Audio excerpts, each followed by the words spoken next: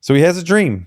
He has a dream. He has a dream, right? And then he takes this dream to the gypsy lady. Right. Which I don't know that gypsy's the proper nomenclature now. Phails at philosophy. Probably Romany. Yeah, I mean, it's a slur. Traveling. Yeah. Romany travelers. What would be the appropriate... What do you call? I guess we would have to know who they are, where they're from, what they're doing. I mean, part of the problem with Gypsy's the term, a pretty tough word. right, is that it's a slur for the Romani, but it's also like used generally for a whole set Irish of travelers travelers and whatnot. So yeah, I think it's both a history of insult and persecution and not accurate, right? because of the way it's used. I used to say you gypped me. Right. I didn't even realize. Yeah, I didn't even until I was like I think it was like in my late 20s or it was when I was in grad school. Because I grew up in a culture that used gypped and Jew. Use Jew As a verb that meant to get cash. Oh, you Jewed me. Right. And it was like I didn't even know. Now, early in life, by about like adolescence, I realized that using Jew as a verb like that was just nonsense. Yeah. Right. But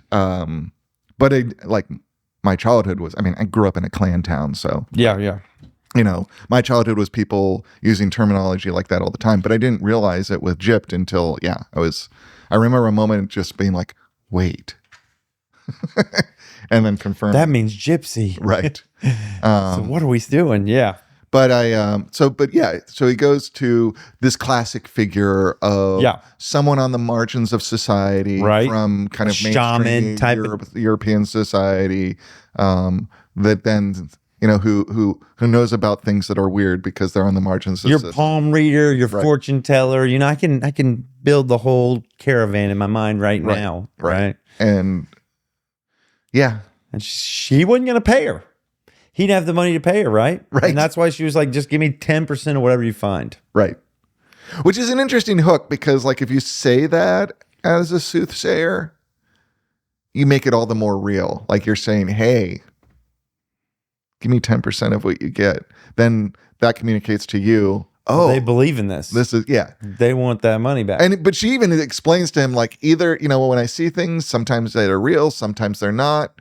If it's not real, a little bit of loss of time. If it is real, good payoff. Like she's got the return on investment going, right? Go to Africa. Right.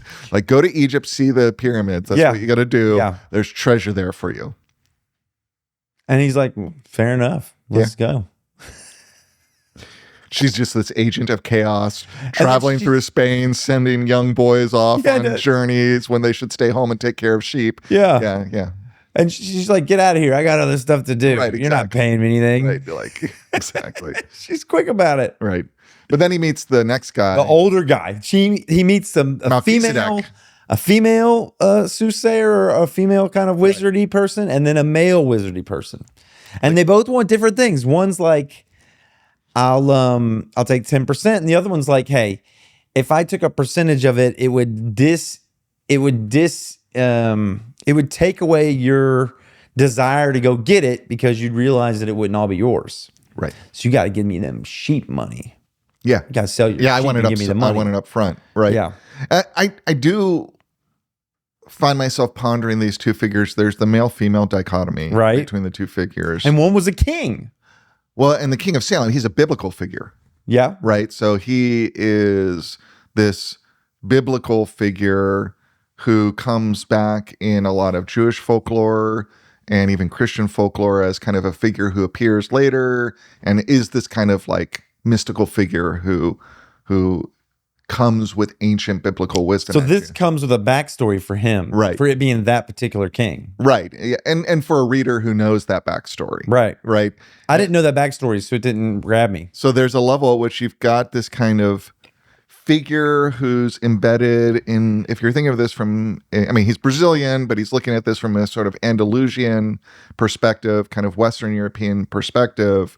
This figure who's this marginal figure who represents kind of sorcery and witchcraft and kind of, and then this other figure who represents royalty and biblical wisdom, religion, and conventional religion, but in this sort of mystical framework, right? Both sending him on the same journey, right? This one saying, "Hey, go do the thing and bring some back."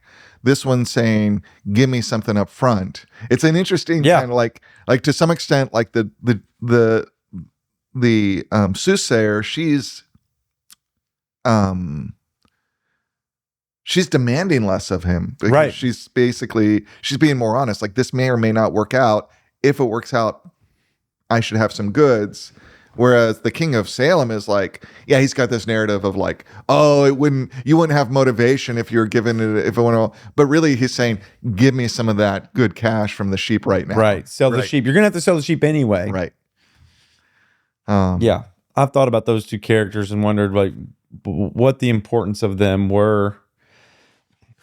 And I guess it's like, maybe you need to do something from two different faces before it locks in.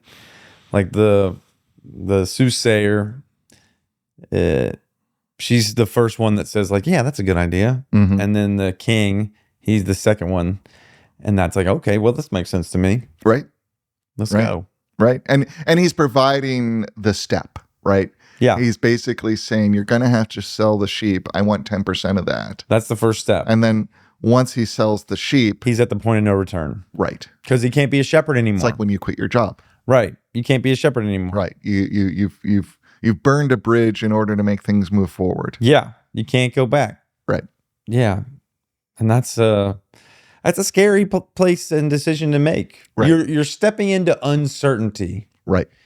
Everything, you don't know how you're going to how you're going to eat. You don't know where you're going to sleep. You don't know how you're going to get from place to place. Yeah.